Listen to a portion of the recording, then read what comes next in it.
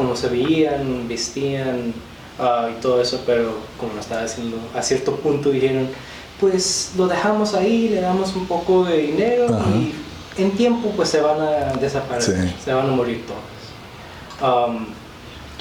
Otra cosa sería la relación con la tierra. Aquí hay más conexión y más relación todavía con su propio terreno, que en Estados Unidos muchos perdieron completamente todo, o todavía tienen conexión pero a cierto nivel nomás. Y último, pues la comunalidad. Esta es pues la estructura de cómo se ve completamente todo en estos lugares indígenas y con esos pueblos indígenas, que es pues la estructura de cómo es todo, y eso no se ve tanto pues en Estados Unidos, pues al nivel de nosotros que no somos, estamos en esa comunidad. Muy bien. Y lo que sí, bueno, ahorita en el hecho que decían que ustedes no saben tanto de las comunidades indígenas, me hace pensar de los mexicanos fuera de Oaxaca o hasta oaxaqueños más urbanos. O sea, ¿qué tanto saben de esto que estamos conversando? Creo que no tanto, o sea, pienso, o sea, en la gente con la que yo convivo en Guadalajara, y digo, yo creo que ahorita, la verdad es que no lo he pensado, pero es que no les pasa ni por aquí las formas profundas de cómo es una vida comunal o comunitaria aquí en Oaxaca, en Chiapas. Entonces pensé, estos chicos tal vez de universidades, no sé, en el ITES o en el mismo UNAM, no sé, ¿qué tanto podrían referir a esta pregunta hablando de México? O sea, me cuestiono por las mismas razones que están exponiendo ustedes en Estados Unidos. Sí, o sea, me hizo pensar un poco en ese contexto también más nacional. Aunque sí circula más, ¿no? El conocimiento y todo eso. Es menos perseguido, o sea, menos vergonzoso. Entonces, se puede tratar eso. Pero, ¿sabes? Es bien vergonzoso. Porque vas a Chiapas... bueno, ese sí. Ahí sí. De las banquetas. Sí, tienen que caminar por abajo. Por la casta divina oaxaqueña. Sí. La casta divina oaxaqueña. Sí, pero eso se ha ido fortaleciendo. A mí lo que... se ha ido fortaleciendo. Digo, la resistencia. Me llama mucho la atención el juego de conjuntos con poner en común las formas de resistencia. Y creo que ahí conviene darle mucho valor a lo que ustedes llaman uso del arte. Porque uso del arte yo lo entendería como las formas de expresión artística que sirven para resistir. Unas son más o menos contemporáneas, como hacer novelas, hacer cine, hacer obras de teatro, etc. Otras son más antiguas, como recuperar narrativas. Pero otras son fundamentales, como la danza y la música. Esas formas de expresión artística son fundamentales para la resistencia. Y en el caso de Oaxaca, no sé qué tanto en Estados Unidos, pero en el caso de Oaxaca, el uso del arte para la resistencia lo podemos ver movilizado en la fiesta, en las fiestas. En las fiestas hay danza, hay música, hay vestido tradicional, hay comida, hay narraciones, o sea, lo que artísticamente es importante. Casi todo se moviliza en las fiestas.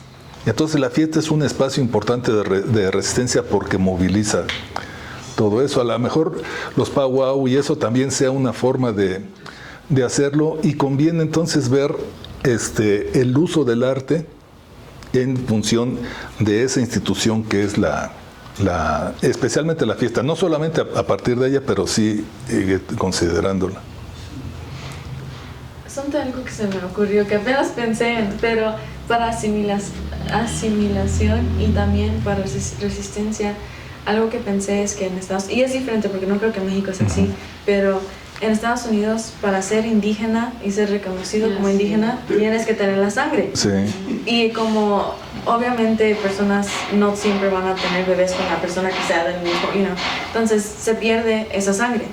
Pero una forma de resistencia es que sean muchas comunidades indígenas, ellos no ven la sangre como lo que define ser indígena, sino es si eres parte de la comunidad, si das a la comunidad, si conoces las tradiciones, eso es lo que es como la vida comunal. Sí, porque para ellos puedes tener sangre, pero si no eres parte de la comunidad, si no ayudas, tú no eres indígena, no eres parte de... Entonces creo que eso como resistencia y también como una forma de asimilación es muy interesante que en Estados Unidos, para que el Estado te reconozca, tienes que tener sangre, pero a veces hay personas que a lo mejor no tengan suficiente sangre, pero están parte de la comunidad, y personas que no, a lo mejor tienen la sangre, pero no son parte de la comunidad y pueden, pero Sí, no, pensé en eso. Muy bien. porque aquí en México no es la sangre, sino La lengua. la lengua, ¿no? Sí. Y no necesariamente, o sea, igual pasa en las comunidades, no necesariamente el hecho de que no se hable la lengua, o sea, ellos se siguen identificando como indígenas a pesar de no hablar la lengua, ¿no? Sí. Sí, y allá entonces lo que estás diciendo es de que a pesar de no tener, o sea, la sangre no es para los indígenas el elemento fundamental, sino la participación con la comunidad. Y siendo como una forma Eso de es muy resistencia. importante. Sí, de que ellos aún tengan la autonomía y decir, tú eres indígena, tú no, Sí. o tener, en vez de dejar que el Estado lo haga para ellos. Eso. Lo que estamos planteando realmente es algo, es que no es una parte, como lo planteaste, yo creo que eso es una parte que nos ayuda a entender un poco más y hacerlo. No es una parte lo que define el indígena, sino es esa totalidad lo que va a hacer al indígena. Porque es un sentimiento, es una visión, es una práctica, es una memoria, es todo eso lo que va a estar. ¿Cómo participas en esa colectividad? ¿Cómo lo estás haciendo? ¿Cómo lo estás reproduciendo hacia el futuro? Y esa es una reflexión amplísima, amplísima que se está dando y que es de futuro realmente, y que se está dando actualmente. El error que podemos terminar en México es la lengua. Es lo mismo de la sangre. Sí. Pero la lengua no tiene, lo hablo, pero no tiene contenido. Sí. No entiendo lo que está pasando, Entonces, creo que es una reflexión muy buena que está. Sí. Y eso mismo tiene que ver con lo que está en conjunto, en los dos. Si vemos esos 6 elementos, ¿cuál podríamos decir que tuviera una importancia individual? Ninguno. Todos son colectivos. Todos hablan de respuesta colectiva. No, ninguno tendría sentido individual, o sea, resistir protestando como persona. No, se protesta porque se es parte de una colectividad. Se revela precisamente por eso. La historia oral no es mi historia, no es una autobiografía, sino es la historia en relación con la comunidad. Lo mismo el arte, la apropiación de las culturas, es lo colectivo lo que importa en la resistencia. Y entonces ahí se ve muy claramente. Me surge un poco la pregunta, o sea, el Estado define, por ejemplo, eso, el indígena en términos de sangre, porcentaje o de oralidad, o sea, de la lengua, como mecanismo también, o sea, ¿El control? de control. Bueno, me hace preguntar por qué lo define de una forma y la otra, o no decide definirlo de esta forma tal vez más amplia, ¿no? Si es una forma de control, y interesante me hace pensar, porque en Estados Unidos dan un enfoque como más en lo racial, ¿no? O sea, como la sangre, y aquí más en tal vez la lengua. Como esos sesgos, o sea, no es que tenga una respuesta, nada más que me surgen esas como inquietudes, o sea, como preguntas, ¿no? Pues es para matar, ¿no? Porque si es una definición exacta, es más fácil que personas no sean eso exacto, porque las lenguas están muriendo. Entonces, si llega al punto que los niños no saben la lengua, pues ya no son indígenas, ya no tenemos que preocuparnos. Y si hay un porcentaje en donde empiezan a mezclarse y la sangre ya no está, ni es el porcentaje, pero si ya no está, pues ya no hay indígenas, ya ganamos. Sí. Es más continuación de esto. Eso. Creo que es eso. Sí. Bueno, también es que allá la diferencia es más racial. Aquí en México es más cultural. O sea, la diferencia con los indígenas racialmente no es tanto, porque era solamente entre los españoles y los indígenas, pero los mestizos, verlos diferentes con los indígenas, son casi iguales. O sea, racialmente no se ve. En cambio, en Estados Unidos, los indígenas y los negros ya hicieron una diferencia fundamental y mayoritaria. Entonces hay que definirse frente a eso. Y luego llegan chinos, llegan de tantas partes que la diferencia tiene que ser racial más que cultural. Porque en cultura hay coincidencias. Algo que comentaste en la primera plática, cuando se inicia, es cómo hay que ubicarlo en ese contexto del surgimiento de la nación de Estados Unidos. Estamos hablando, cuando se va conformando los Estados Unidos,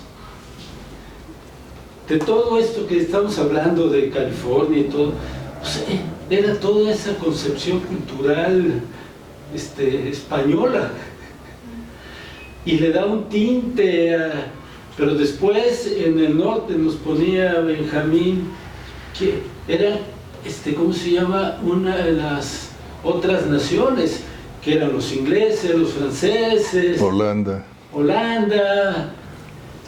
y todos ellos. Es otra forma de ver las cosas y la conformación, y de ahí se va desarrollando lo que sería la parte de México. Pues lo traemos desde 500 y tantos años que se va, pero esa forma, esa concepción que tenemos hasta del mismo cristianismo, es diferente, pero también acordémonos que es el desarrollo del capitalismo, cómo se va generando, y la conquista cómo se va dando, y cómo se va dando allá en el norte la contradicción entre estos países, y cómo se va avanzando, y la conformación del Estado nacional de los Estados Unidos, pues no llega a dar casi hasta mediados del siglo XIX, pero cómo se conforma con esa mentalidad de estos países europeos, que el español es más viejo y no tiene esa forma, esa contradicción, y va creciendo hasta llegar a California. Expansión y acumulación, y crear y eso es lo que nos va a marcar. Y esa es una diferencia que tenemos en la creación del Estado Nacional. Sí. Y cómo quedan los pueblos, que era un continuo, quedan partidos, viendo casos que los cucapácitos pues tienen paso para los dos lados. Ellos no se sienten ni mexicanos ni estadounidenses, no se sienten. Pero eso que yo siento es cómo el desarrollo que tenemos del pueblo mexicano, el desarrollo del pueblo norteamericano, hay una realidad de la forma de colonizar. Todos los países que tenemos son países capitalistas, los que nos invaden. Sí. ¿No? En un momento de desarrollo del capitalismo. Y eso lo va a imponer. Allá o te metes o te metes. Y aquí o te metes o te metes. Al final es más o menos lo mismo, pero con algo que está. Y por eso parece tan claro que algo que es importante. Olvídense de la memoria. La olla que decía. Olvídense de la olla. Vivan el momento, porque todas las instancias te hacen pensar diferente. Y sobre todo, ya lo dijo Trump, después de hoy a la mediodía, olvídense de todo.